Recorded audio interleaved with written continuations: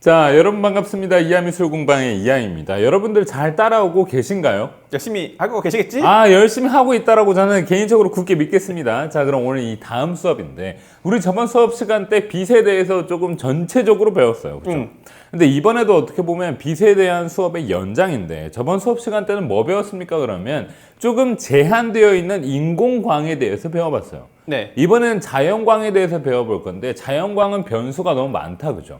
그러면 이 많은 변수에 대해서 우리가 전부 다 고민할 수가 없으니까 단 하나의 상수를 딱 이것만큼은 절대적인 규칙이야 딱 하고 들어가는 거예요.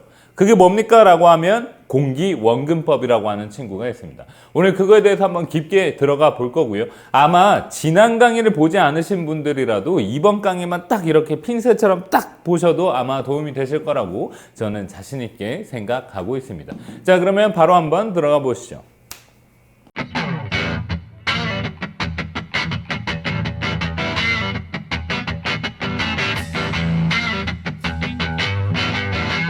자, 여러분, 그러면 오늘 배우게 될 공기원근법이란 건 뭡니까? 그러면 되게 간단해요. 진짜 간단해. 배경과 주제와의 상관관계. 그러면 내가 인물화를 그릴 때는 그닥 필요하지 않아. 근데 내가 풍경화를 그릴 때는 많이 필요해요. 그러니까 공간이 넓어지고 내가 그려야 되는 이 물리적인 공간 자체가 깊어지면 깊어질수록 반드시 여러분들에게 필요한 건데 뭡니까? 라고 하면 진짜 간단해. 멀어질수록 배경의 컬러와 비슷해져요. 그리고 가까이 올수록 배경의 컬러와 반대가 돼요. 근데 사실 엄밀히 따지면 반대가 되는 게 아니라 그 사물이 가지고 있는 원래 고유의 컬러가 들어오게 돼요. 근데 자연물을 보게 되면 고유의 컬러들이 전부 다 생각보다 어둡습니다. 우리가 그거를 되게 망각하는 게 빛이 이렇게 쫙 오잖아요. 그러면 빛을 받으면 그 부분이 반짝거릴 거잖아. 그래서 애초에 모든 자연물들이 밝은 색이다라고 기억하고 계시는 분들이 많은데 그냥 야밤에 밤에 숲 한번 들어가 보세요. 그럼 다 시꺼멓단 말이에요. 근데 그늘진 곳에서 봤을 때 뭐 나무라든지 풀이라든지 생각보다 명도가 어둡다, 그죠? 그래서 우리는 그냥 이렇게 외우셔도 돼요. 나랑 가까워질수록 배경이 가지고 있는 컬러와 반대가 되는구나. 근데 나와 멀어질수록 배경이 가지고 있는 컬러와 비슷해지는구나. 근데 이렇게까지만 설명드리면 어떤 분들은 그러면 파란 하늘이니까 나와 가까워질수록 빨간색으로 그려야 되는 거야? 반대색이니까. 그치, 반대색이니까. 근데 여기서 얘기하는 색깔은 채도가 아니라 명도의 기준이에요. 하늘이 밝아. 파란색 하늘이야. 그러면 밝은 명도다, 그죠? 네. 그럼 나와 가까워질수록 밝은 명도와 반대되는 컬러인 어두운 명도가 오게 되면 공기원근법은 끝입니다. 그럼 반대로 저 멀리 막 노을이 지고 있어. 하늘이 좀 어두워. 그럼 반대로 나와 가까워질수록은 어떻게? 좀 더 밝아져야 되는 것이죠. 이 간단한 것을 여러분들에게 이제 앞으로 좀 길게 설명을 드려볼 건데 이제는 도와주기 위해서 남은 설명을 이어가 보도록 합시다. 가시죠. 자, 여러분들 제가 공기원근법에 대해서 이것보다 쉽게 설명할 수 없어. 진짜 쉽게 한번 설명을 드려볼게요. 저는 제주도에 살아요. 제주 아일랜드. 제주 아일랜드에 살고 있지. 그럼 제주도에선 사방팔방 어디서든 저 멀리 있는 이 한라산이 보입니다. 하이 한라산. 요즘엔 한라산이라고 부르지 옛날엔 한락산이라고 불렀잖아요. 그것도 어떻게 알아요? 자, 그래서 여기 저 멀리 있는 한라산이 있고요. 여기는 도시예요, 도시. 제주도도 생각보다 이렇게 건물들이 높다고요. 이 도시. 그러면 나는 여기에서 저 멀리 적어도 수십 킬로는 떨어진 한라산을 바라보고 있습니다. 그럼 이 한라산은 무슨 색일까요? 그러면 일단 몰라. 한라산색. 근데 여러분들 생각하시는 한라산이 보통 파란색으로 기억하실 거야. 뭔가 그 푸른 느낌? 그쵸? 그 이유가 뭡니까? 그러면 배경이 파란색이라서 그래요. 하늘이? 그러면 배경이 파란색이기 때문에 멀리 갈수록 이 배경이 가지고 있는 컬러가 내 시야에 끼는 거예요. 그렇기 때문에 이 한라산이 배경보다 조금 어두운 파란색처럼 보이는 거죠. 근데 만약에 노을이 좀 졌어. 노을 졌어. 제주도 노을 지면 얼마나 예쁘게요. 그래서 막 여기가 막 다 붉게 막 물들었어. 그러면 그때 이 한라산은 무슨 색으로 보일까요? 그러면 빨간색? 빨간색으로 보여. 근데 실제로 이 한라산에 올라가 보면 이게 파란색이고 이게 빨간색일까요? 그럼 절대 아니거든요. 야, 파란 돌 빨간 돌이 아니다. 응. 한라산 실제로 올라가 보면 다 시꺼매요. 풀도 시꺼멓고 다 시꺼매. 근데 이 한라산 정상에 내가 올라왔어. 남한에서 제일 높은 산 내가 힘겹게 이거 하려고 올라왔지. 그래서 올라와서 저 멀리는 도시를 바라봐요. 그러면 이 도시는 반대로 무슨 색일까요? 이것도 하늘색? 이것도 하늘색이야. 하늘이 파란색이면 도시가 파란색으로 물들어 있을 거고, 그리고 노을이 지면 이 도시도 붉은색으로 물들어 있을 거예요. 근데 반대로 내가 서 있는 이 한라산 이 발밑을 보게 되면 이 한라산은 생각보다 그냥 어두운 흑색, 돌색 이렇게 나와 있을 겁니다. 그러면 우리는 이렇게 정리를 해야 돼요. 나랑 멀어질수록 배경의 컬러가 끼고요, 나와 가까워질수록 이 사물이 가지고 있는 고유색이 비치는구나. 이런 식으로 정리를 하는데, 대부분의 고유색들이 생각보다 어둡기 때문에 그럼 우리는 하나의 규칙으로 배경이 가지고 있는 명도가 밝아. 명도라고 하면 밝고 어둠의 정도죠. 제 수업을 열심히 들으신 분들이라면 이건 뭐 제가 뭐 따로 설명드리지 않아도 될 것 같아요. 그러면 배경이 가지고 있는 명도가 밝다라면 나와 가까워질수록 이제 내 주변에 있는 사물은 명도가 어두워지겠죠. 근데 반대로 이 배경이 어두워. 그러면 나와 가까워질수록 밝아져야겠죠. 근데 여기까지가 이론인데, 그럼 실제는 어떻게 적용이 되느냐라고 하면 제가 여기다 보여드릴게요. 제가 하늘 컬러를 이렇게 그렸어요. 해칭을 잘 써가지고 촉촉촉촉촉촉촉촉촉촉촉촉 착착착착착착착착 이렇게 하늘이 착 완따치로. 자, 그럼 저 멀리 이렇게 산이 하나 이렇게 있습니다. 그럼 이 산은 무슨 색이에요? 그러면 이 배경보다 살짝만 어두워지면 돼요. 아까 말한 대로. 이 바깥쪽 아웃라인 살짝 정리해주면서 이렇게 균일하게 어두워지면 뒤쪽에 있는 산이구나. 자연스럽죠. 뭔가 보여. 그러면 이 산 앞에도 산이 있을 수 있잖아요. 우리 대한민국은 첩첩산중이니까. 자, 그럼 여기도 이렇게 산이 이렇게 하나 더 있대. 그러면 어떻게 얘보다 조금 더 어두워지는 거예요? 가까워졌으니까. 그럼 이 다음 산이구나. 보이죠? 이렇게. 그러면 이 앞에도 또 산이 있대, 이렇게. 그러면 어떻게? 얘보다 더 어두워집니다. 뭔가 자동으로 앞으로 오는 것처럼 보이네. 그러면 천천히 이렇게 앞으로 왔다, 그죠? 그럼 이 앞에도 뭐가 있대. 이제 그만 와야 되는데 이 앞에도 뭐가 있대. 그러면 얘는 어떻게? 당연히 얘보다 조금 더 어둡게. 이렇게. 이러면 풍경화의 가장 기본적인 원리는 우리가 이해를 한 거예요. 그럼 반대도 한번 보여드려 볼게요. 예를 들어서 배경이 엄청 어둡대. 밤하늘이야. 어둡잖아. 이렇게 어둡대. 그리고 여기 이렇게 산이 이렇게 있대요. 그러면 일단 밤하늘 컬러 다 이렇게 꾹꾹꾹꾹 눌러주고, 그럼 저 멀리 있는 산은 어떻게 돼야 됩니까? 그러면 조금 얘보다만 밝아지면 돼. 그 다음 이 앞에도 이렇게 산이 이렇게 있대요. 그러면 조금만 더 밝아지면 돼. 근데 여기에도 이렇게 또 산이 이렇게 있대. 그럼 얘는 어떻게? 조금만 더 밝아지면 돼. 그리고 이 앞에도 뭐가 이렇게 있대. 그러면 얘는 조금만 더 밝아지면 돼.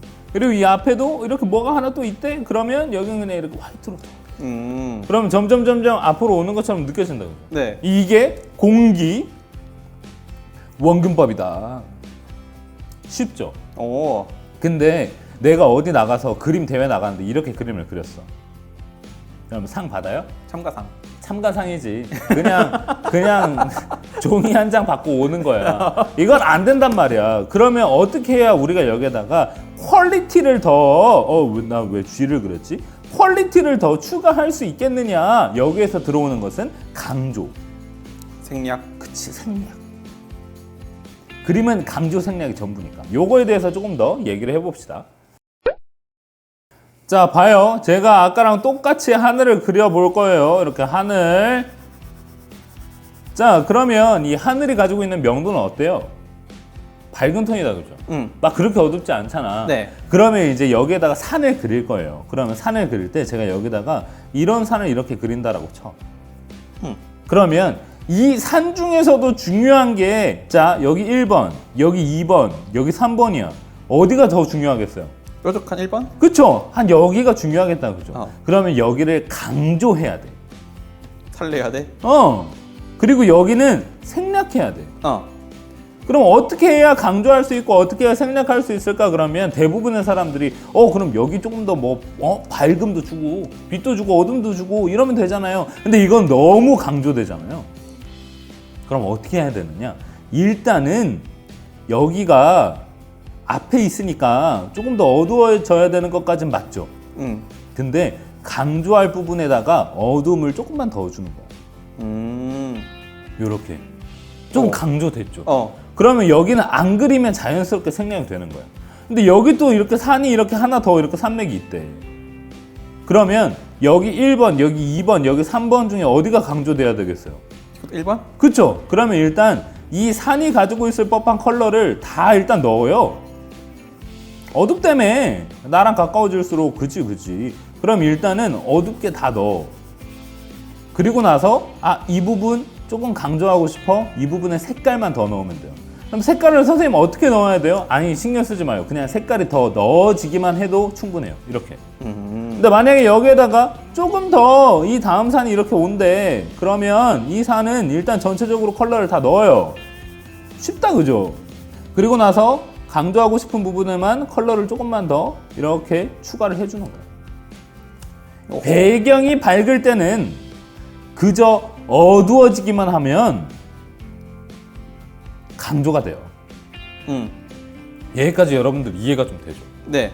이거를 우리가 규칙으로 외워두는 거예요. 그럼 만약에 반대로 배경이 어두워. 그러면 밝을수록 강조되는 거예요. 그러면 이 말은 이렇게 바꿔서 우리가 이해해도 돼요.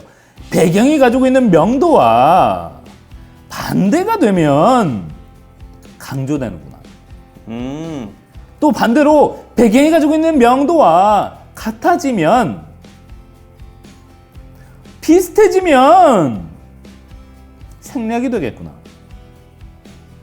여기까지 이해되세요? 좋아. 그러면 이렇게 보면 요 그림과 요 그림 이렇게 따닥 보면 내가 만약에 심사위원이야. 그럼 얘를 상조해야 돼, 얘를 상조해야 돼. 강조한 거? 조금 더 강조와 생략이 들어간 게 미술 이론적으로 조금 더 많이 알고 있구나가 되는 것이죠. 좋아. 자, 그러면 우리는 여기까지 배운 걸 활용해가지고 가벼운 그림을 한 장 그려보는 거예요. 똑같아. 그냥 하늘 일단 살짝 그어줘요. 하늘. 이것도 원터치. 하늘 연필 좀 눕혀가지고 넌 뭐야? 난 하늘. 그러면 이렇게 하늘 딱 나오는 거예요. 하늘. 그리고 나서 이번엔 조금 계속 그림을 이렇게만 그릴 수는 없으니까 조금만 퀄리티를 높여줘요. 난 손 비벼. 막 이렇게 비비는 거야. 그리고 나서 연필도 이제는 이비를 써. 이비. 이제 드디어 이비를 한번 써보는 거야. 이비에다가 얘를 살짝 돌려가지고 이 반대쪽으로 한번 살짝 긁어줘. 연필선은 교차될수록 훨씬 더 매력적으로 느껴지거든요. 한 방향으로 쓰는 것보단 열십자가 낫고요. 열십자보단 별표가 훨씬 더 나아. 그 다음에 얘도 살짝 이렇게 눌러줘. 부드럽게. 근데 이때 너무 어두워지지만 않게 신경을 써주는 거예요. 그리고 나서 이 지우개 있죠. 이 지우개로 구름을 그려주는데, 근데 이제 여기서는 다음 시간 때 배울 거지만 조형적 요소. 땡겨쓰기. 조형적 요소에 대해서 한번 우리가 한번 이렇게 살짝 들어가 보자고요. 조형적 요소에는 뭐가 있습니까? 그러면 일단 크기, 그리고 배치, 구도가 있어요. 이렇게. 근데 이 배치와 구도는 비슷한 단어이기 때문에 나중에 제가 한 번 더 설명드려 보겠지만 일단 이렇게 세 개로 기억해 두면 돼요. 근데 크기는 뭐냐? 그러면 대, 중, 소. 뭐가 크면 뭐는 중간, 그리고 뭐는 작고. 우린 이걸 통해서 리듬감을 만들어낼 수 있다고요. 예를 들어서 대 이렇게 있으면 이게 대인지 원래 그런 건지 이게 중인지 이게 소인지 몰라. 근데 여기다가 대자리 옆에다가 이렇게 하면 누가 봐도 이게 대. 이건 소. 그리고 여기다 이 중간자리를 그려버리면 중. 그럼 여기다가 소, 중, 소 이러면 대소중소. 리듬감이 느껴지십니까? 근데 이제 여기서 중요한 건 지금 이게 대자리 다음에 소자리, 중자리, 소자리, 중자리, 소자리 이런 식으로 반복이 되죠. 네. 그래서 이렇게 보면 또 재미가 없다. 근데 이렇게 보면 이제부터 막 재밌어. 그래서 사이즈의 변화를 주는 것이 조형적인 요소 중에 가장 기본이다. 그러면 저는 이제 여기다가 구름을 그릴 건데 내가 여기다가 이렇게 구름을 이렇게 그렸어. 안녕 난 구름이지. 그래서 이렇게 구름을 그렸다라고 쳐요. 오. 예쁘죠? 근데 이 구름은 지금 대자리야 중자리야 소자리야? 몰라. 그러면 내가 정하는 거야. 나 이거 대로 잡을래. 그러면 여기 있는 이 중자리는 대자리보다 적어도 절반 이하로. 중자니까. 그래서 딱 완성됐을 때 사이즈가 6대4. 그럼 우리 이 6대4의 비율을 황금비라고 불러요. 아름답다 이거야. 인간이 발견해낸 비율 중에 가장 아름다운 비율이다. 황금비. 그래서 이 면적이 6, 이 면적이 4가 될 수 있게. 그럼 대중. 그럼 이제 소가 나와야 되잖아요. 그럼 여기 소. 이렇게. 이러면 어때요? 근데 여러분들 봐요. 이 대중소의 구름이 있을 때 소를 먼저 보는 사람은 없어. 그리고 중을 먼저 보는 사람도 몇 명 없어. 대부분은 큰 거 먼저 본다. 큰 거 보고 그다음 이거 보고 그다음 이거 보고. 그러면 이거 본 다음에 이거 보고 이거 보고. 이게 뭐예요? 시선의 순서가 생기는 거야. 여기까지 이해가 돼요? 네. 그러면 시선의 순서가 생기면 그때부터는 구도가 나와요. 이거 본 다음에 이거 보고 이거 봤으니까 이걸 직선으로 연결하면 삼각구도죠. 근데 만약에 구름이 여기 있고 여기 있었어. 그럼 이렇게 봤을 거 아니야. 그럼 직선구도야. 이거는 제가 다음번에 조금 더 깊게 한번 들어가 볼게요. 자, 그러면 이제 여기다 산을 한번 그릴 거야. 이렇게. 여기 이렇게. 그 다음에 이 산을 배경이 가지고 있는 명도가 조금 달라질 수 있게 살짝만 어두워져 보자고요. 일단은 어디를 강조해야 될지 생략해야 될지 신경 쓰지 마시고 산이 가지고 있는 전체적인 명도를 맞춰주는 거예요. 그 다음에 이제부터는 우리가 강조와 생략을 조금 해볼 건데 근데 우리 저번 수업 시간 때 뭐 배웠어요? 빛. 그렇기 때문에 이번에는 빛을 한번 넣어보자고요. 좌상단에서 우하단으로 빛이 이렇게 내려오는 거야. 이렇게. 그러면 여기가 밝겠죠. 그러면 어둠을 줄 때 밝음을 조금 피해서 주게 되면 어때? 조금 더 그럴듯해. 빛 받는 것 같아. 그쵸? 이렇게. 그리고 이쪽에도 마찬가지. 좌상단에서 우하단이니까 이런데 이렇게 하면 뒤에 있는 건 끝이란 말이야. 그러면 산 다음 또 산이 오는 거는 우리 많이 했잖아. 이제 지겨워. 그럼 산 앞에 숲이 있을 수 있잖아요. 그러면 이 숲을 이렇게 그려. 근데 봐봐요. 이 산을 극단적으로 요약하면 어떻게 생겼어요? 그럼 이렇게 생겼어. 근데 내가 옆에다가 이 아래다가 이 숲을 그리는데 숲도 이렇게 그려버리면 반복이죠. 그러면 이 숲은 평평하거나 그릇처럼 나오거나 아니면 반대로 뾰족하거나 이런 게 훨씬 더 좋겠죠. 그러면 저는 여기를 조금 더 추가를 해가지고 완전 평평하게 만들어 줄게요. 자, 그러면 이 숲은 이 뒤에 있는 산보다 더 어두워야 돼요? 밝아야 돼요? 어두워야 돼? 그쵸. 쉽죠? 오늘은 좀 괜찮은 것 같기도. 너무 쉬워. 이게 이론은 쉬워요. 이렇게 넣었어. 그러면 빛이 좌상단 후레쉬맨 이렇게 있잖아요. 그러면 이런 데다가 어둠만 살짝 이렇게. 괜찮죠? 그러면 이제 여기다가 나는 이 앞에 산이 이렇게 하나 또 있어. 또 산? 또 산. 그러면 여기서는 거침없이 이 정도면 엄청 어두운 컬러가 와도 돼요. 엄청 어두운 컬러를 이렇게 넣어줘. 그리고 나서 이 위쪽 조금 더 어둡게. 그리고 이제는 뭐 빛이 오는 방향 정도는 나 이제 알고 있다 이거야. 그러면 이제 어두운 부분으로 이렇게 살짝 이렇게. 그리고 나 여기 이렇게 또 땅바닥 그릴 거야. 땅바닥은 뭐 나랑 엄청 가까우니까 거의 뭐 블랙까지 와버려도 되지. 어때요? 점점 그림이 나온다 그죠? 네. 그럼 이제 여기다가 나 나무 한 그루 그리고 싶은데 그럼 나무를 그려요. 그러면 이 나무 밝아야 돼요? 어두워야 돼요? 어두워야 돼? 그쵸. 나랑 제일 가까이 있을 거니까 이렇게 나무를 이렇게 그려버려. 근데 나뭇잎은 귀찮아서 안 그릴래. 겨울린 걸로. 겨울인 걸로. 이렇게 해버리면 그림 한 장 뚝딱이라고. 여기까지 여러분들 이해가 되십니까? 그러면 이제 필요 없는 부분들 살짝 지원해서 약간의 깔끔함만 이렇게 주워버리면 끝이다 이거야. 어때요? 이제 공기원근법에 대한 이론을 알고 나니까 여기까지는 쉽죠. 네. 그럼 이제 여러분들이 여기서 그림은 항상 완성한 다음에 이건 이래서 좋다, 이건 이래서 별로다, 장단점을 한번 뽑아봐야 돼. 스스로. 그럼 이 그림의 단점은 뭐야? 라고 하면 배경이 조금 더 밝았으면 어땠을까? 하늘이 좀 어두운 것 같다. 그리고 봐요. 산도 위가 어둡고 아래가 밝았잖아. 그럼 하늘도 강조하고 싶은 하늘은 좀 더 어둡고 생략하고 싶은 하늘은 조금 더 밝아도 되는 건데 하늘이 너무 평면적이다, 그렇죠? 그러면 이 위쪽 하늘이 좀 더 어둡고 아래쪽이 좀 더 밝았으면 어땠을까를 여러분들이 생각해 보면 훨씬 더 좋겠죠. 그리고 이 구름의 모양이 너무 일률적이잖아요. 구름이 조금 더, 지금 구름의 모양을 극단적으로 요약하면 이렇게 생겼는데 조금 더 이렇게 생겼으면 어땠을까? 이런 것들을 여러분들이 한번 스스로 고민하면서 이 그림을 어떻게 보면 이 그림에 대한 구조를 여러분들이 기억하신 다음에 계속 디벨롭을 시켜보는 거예요. 그래서 여기에다가 풀떼기도 좀 심어보고 여기에 나무 몇 그루 더 심어보고 이 산이 이렇게 높게도 와보고 낮게도 와보고 하면서 여러분들이 가지고 놀면 되는 거다, 이 말이지. 괜찮아요? 네. 너무 어려워요? 좋아! 자, 이렇게 해서 공기원근법을 조금 쉽게 설명을 좀 드려봤는데 어때요? 괜찮죠? 어렵지 않죠? 그리고 풍경화는 이게 시작이자 이게 끝이에요. 이게 알파이자 오메가라고. 근데 요거 사실 저번 수업 시간 때 중간면이랑 좀 비슷하지 않습니까? 중간면도 배경의 컬러가 끼어드니까 이게 이렇게 되고 저렇게 됐잖아요. 중간면과 완전하게 동일해요. 그래서 여러분들 그림 그릴 때 중간 잘 잡아야 돼. 밝음도 중요하고 어둠도 중요한데 제일 중요한 건 중간면이야. 중간면이 채도를 다 살리고 그림의 분위기를 잡고 그림의 전체적인 톤은 중간 톤에서 나오는 거야 라는 말이 왜 나오느냐라고 하면 이런 데서 이렇게 나와요.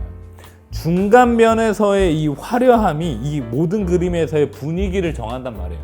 밝음은 그림에서의 밝은 면은 이 그림의 전체적인 어떤 첫인상을 결정해요. 화사한 그림이다. 칙칙한 그림이다. 밝음이 빠질수록 그림은 무거워져요. 그리고 밝음이 많을수록 그림은 가벼워져요. 그래서 사실 밝은 면은요, 그림의 완성도를 좌지우지하진 않아요. 근데 어두운 면 같은 경우에는요, 어두운 면의 영역이 넓어지잖아. 그럼 그림이 어두워지죠. 당연한 거지. 근데 그러면 그림의 완성도가 비약적으로 높아져요. 근데 좀 칙칙해져. 그래서 그림을 그릴 때는 밝은 면과 어두운 면의 비율을 30%, 30%로 가져가 주시는 게 좋아요. 그럼 나머지 40%는 어디 갔느냐? 중간 톤인 거예요. 그래서 여러분들이 그림을 그릴 때, 물론 다음번 수업 시간 때 그리고 앞으로도 계속 제가 꾸준히 말씀드려 보겠지만, 여러분들의 그림이 너무 칙칙한데 그러면 여러분들의 그림에서의 밝은 명도와 중간 명도 그리고 어두운 명도의 비율이 몇 대 몇으로 잡히는지를 보세요. 근데 처음 그림 그리시는 분들은 전부 다 밝음이 많을 거야. 근데 여러분들이 그냥 육안으로 딱 봤을 때는 밝음이 많은지 어둠이 많은지 몰라. 그럴 때는 여러분들 제가 저번 수업 시간 때 알려드렸던 꿀팁 있죠. 카메라를 들어, 그 다음에 사진을 찍어, 그리고 그거를 채도를 다 빼. 그러면 흑백이 되잖아요. 아무런 필터도 넣지 마요. 흑백 필터를 넣으면 더 어두워져. 채도를 낮춰. 그러면 그때부터는 제대로 된 명도가 보이거든요. 그래서 여러분들이 딱 봤을 때 뭐야, 명도가 생각보다 이게 이렇게 밝다고 싶은 지점들이 되게 많을 겁니다. 그래서 그거 한번 신경 써 보시면 너무너무 좋을 것 같고요. 자, 그래서 오늘 이 공기원근법에 대한 수업은 이게 끝이야. 벌써? 예, 벌써 끝이야. 근데 이렇게 해서 끝내면 조금 아쉽잖아. 빨리 아쉽다라고요. 조금 아쉽죠. 그래서 제가 심화 버전도 하나만 더 보여드리면서 수업 마무리 해버립시다. 자, 여러분, 제가 기본기 수업할 때 기교 부리는 걸 되게 싫어해요. 여러분들이 따라 할 수 있을 만큼만 그린단 말이야. 근데 하지만 오늘만큼은, 이번 수업만큼은 제가 기교를 깔짝하고 살짝 부려볼게요. 살짝만. 자, 나무를 그릴 겁니다. 나무가 이렇게 기교 덩어리네 벌써부터. 나무가 이런 식으로 이렇게 왔어. 그 다음에 잔가지들이 이렇게 왔어. 이미 연필을 잡는 것부터가 달라. 근데 여러분들 이게 기본기 수업할 때 제가 평소 그림 실력의 10%도 못 꺼내. 이제 막 그림을 배우는 사람들한테 뭔가 내 그림 자랑하자고 이거 영상 찍는 게 아니잖아요. 근데 나도 사람인지라 내가 잘하는 건 좀 자랑하고 싶어. 그래서 평소에 제가 그림 그리는 거에 한 20%만 꺼내 봅시다. 자, 이렇게 나무를 그렸어. 벌써 기깔 나죠. 그럼 이제 여기서 우린 안단 말이야. 여기가 제일 강조됐다. 왜? 배경이 밝은데 어두운 컬러가 여기 왔으니까. 그러면 생략하고 싶어. 여기 이렇게 장가지 낼 거야. 근데 생략하고 싶어. 어떻게? 연하게. 누가 봐도 생략됐어. 있는지 없는지도 몰라. 이 뒤에도 생략하고 싶어. 생략됐어. 그럼 여기는 이제 또 강조하고 싶어. 여기 이렇게 나뭇가지 하나 올릴 건데 이거 되게 강조하고 싶어. 그럼 여기 어떻게? 진하게. 근데 이 끄트머리로 갈수록 또 생략하고 싶어. 생략됐다. 이렇게. 나쁘지 않죠? 그러면 여기다가 이제 나뭇잎도 그릴 거야. 그러면 이 나뭇잎이 이 부분이 조금 더 강조되고 생략되고 강조되고 생략되고 이렇게 하고 싶어. 그러면 강조가 되고 싶은 곳에는 어둡게 이렇게 그려요. 근데 이 강조된 나뭇잎, 이 뒤에도 나뭇잎이 있어. 근데 여기는 좀 생략하고 싶어. 그러면 배경이 밝으니까 밝게 그려요. 그럼 어떻게? 생략됐다. 그리고 여긴 또 이제 다시 강조하고 싶어. 그럼 어떻게? 강조됐다. 이렇게 컬러를 가지고 이렇게 가지고 놀면 나뭇잎이 하나하나 나온단 말이에요. 근데 이제 여기에서 이제 얘를 연결시킬 수 있는 것은 또 중간톤도 이렇게 살짝 넣어주고 착착착착착착착착. 그래서 공기원근법에 대한 이 대부분의 원리를 이해한다라면 여러분들이 그림을 그릴 때 어디를 강조해야 될지 어디를 생략해야 될지가 명확해집니다. 근데 정말 많은 사람들이 강조와 생략을 묘사량의 차이로 잘못 알고 있어. 묘사가 없어도 강조가 돼요. 묘사로 강조하는 것은 하수 중에 하수야. 약간 기본기가 아무것도 없는데 일단 난 손재주로 모든 걸 태우겠어 하는 약간 그런 비이상적인 방법이라고요. 자, 그래서 이런 식으로 색깔을 통해서 강조와 생략을 할 수 있게 되면 그 다음 이 위에 묘사도 넣고 색상의 대비도 넣고 제일 기본이 되는 것은 공기원근법이다 라고 이해를 해주시면 여러분들이 참 좋을 것 같습니다. 어때요? 괜찮죠? 나쁘지 않죠? 그래서 이런 식으로 활용할 수 있는 것이 공기원근법이었습니다. 이대로 끝낼 수 없어. 간만에 이제 본 실력이 어느 정도를 꺼내왔는데 이렇게 딱 끝내버리면 난 요즘 조금 걱정되는 게 요즘 이 이하의 이하 미술 공방 그 기초 이론 수업. 근데 이게 말 그대로 기초잖아요. 근데 제가 여기다가 그림을 막 너무 잘 그리고 여러분들 참 쉽죠. 이제 여러분들은 바로 따라오셔야 됩니다. 밥 아저씨처럼 굴면 얼마나 재수 없어. 그래서 이제 여러분들이 따라오실 수 있을 법한 그리고 저의 이제 경험상 이 정도는 초보자도 너무나 쉽게 할 수 있다 싶을 정도의 그림만 그린단 말이에요. 근데 그러다 보니까 이제 누군가는 이제 분명히 이 영상을 보고 이 사람 그림 못 그리는 것 같은데 그림 가르쳐도 되나? 이런 건방진 생각을 할 수 있단 말이야. 그 코를 눌러야 돼? 네, 제가 이 경험으로 알아요. 경험으로. 이게 어찌됐든 막 예를 들어서 한 요 정도 그렸다라고 쳐요. 근데 이 뒤에도 나무가 있을 수 있다. 그럼 그럴 때는 어떻게 그려야 되느냐? 이신듯 앤 어신듯. 근데 이 나무에서도 강조되는 부분이 있을 거잖아요. 그러면 그때의 어둠은 절대로 얘보다 더 진하면. 그리고 얘 봐봐요. 이제 여기서 이 바깥쪽으로 이렇게 살짝만 라인을 마감을 시켜주잖아요. 그때부터 없던 밝음도 생겨. 괜찮죠? 근데 이제 여기다가 내가 만약에 이 밑에 풀을 이렇게 그리고 싶어. 그러면 여러분들 그려요. 근데 이때 이 풀이 나무보다 더 중요한지 안 중요한지를 여러분들이 잘 생각을 해보는 거야. 근데 나무보단 적어도 풀이 앞에 오니까 좀 더 강조됐으면 좋겠어. 그럼 어떻게 해야 돼요? 이 풀은 어떻게? 그치, 살짝만, 특히 이 겹쳐지는 부분만 이렇게 살짝 한 이 정도로만 어둡게 잡아줘도 나무 앞에 풀이 있네. 근데 이 나무 뒤에 산도 있대. 산. 그러면 나무 뒤에 산이 이렇게 있는 거야. 그럼 이 산은 어떻게 그려야 돼? 밝게? 연하게. 그냥 뭐가 있네? 뭐지? 뭐 있는데? 끝이야, 끝! 근데 이 앞에 들판도 있고 그리고 여기 이렇게 숲도 이렇게 있대. 여기 숲이야, 숲. 그럼 이 숲은 어떻게? 얘보다는 조금 더 잘 그려야 돼. 근데 얘보다는 덜 그려야 돼. 그럼 어떻게? 연하게. 여기도 뭐가 있네? 이 친구 그림 좀 아는 친구인걸 하면서 이 앞에 들판이 이렇게 있대. 그러면 이 들판은 조금만 더 어둡게 이런 경계지는 부분들 살짝 잡아주면. 근데 여기서 분명 누군가는 선생님 들판이랑 산 없었을 때가 더 예뻤어요. 그쵸? 그래서 여러분들이 뭔가를 너무 많이 그린다라고 해서 또 좋은 것도 아니에요. 적당할 때 멈춰줄 줄도 아셔야 된다. 그래서 일단 여기까지 새만 한 마리 그리고 짠! 짜잔! 오늘 이렇게 해서 여러분들과 함께 이 공기원근법에 대해서 한번 배워봤는데요. 사실 이것까지 배우고 나면 거의 다 배웠어. 이제 하나만 더 하면 돼요. 뭔데요? 조형적 요소. 조형미. 근데 이거는 진짜 어렵거든요. 조형미는 좀 어려워. 그래서 쉬어가는 수업으로 이 공기원근법을 오늘 하고 간 건데, 여러분들이 만약에 여기까지 잘 따라오고 계신다라고 하면 이 영상 하단에 더보기를 눌러보시면 링크가 나올 거고, 그 링크에다가 제가 PDF로 나오는 교재가 있을 거예요. 그 교재를 한번 봐보시면서 이 영상을 같이 한번 봐보면 이해가 더 쏙쏙 되는군 싶으실 겁니다. 자, 그럼 오늘 영상 여기까지 하는 걸로 하고요. 여러분들 이 영상이 거의 다 막바지, 이 강의가 끝에 오고 있습니다. 근데 여러분들이 딱 봤을 때 이 영상 도움은 되는 것 같은데 이게 사실 정리는 잘 안 돼 라고 하시는 게 어떻게 보면 당연하실 거예요. 미술의 이론은 너무나도 많고 지금도 확장되고 있고 연구가 되고 있어요. 근데 여러분들이 학자가 아니잖아. 여러분들은 미술 이론학 박사가 아니란 말이야. 여러분들은 그림을 그리기 위한 최소한의 미술 이론만 있으면 되잖아요. 그래서 지금 저는 여러분들의 인지를 늘려주고 있는 거예요.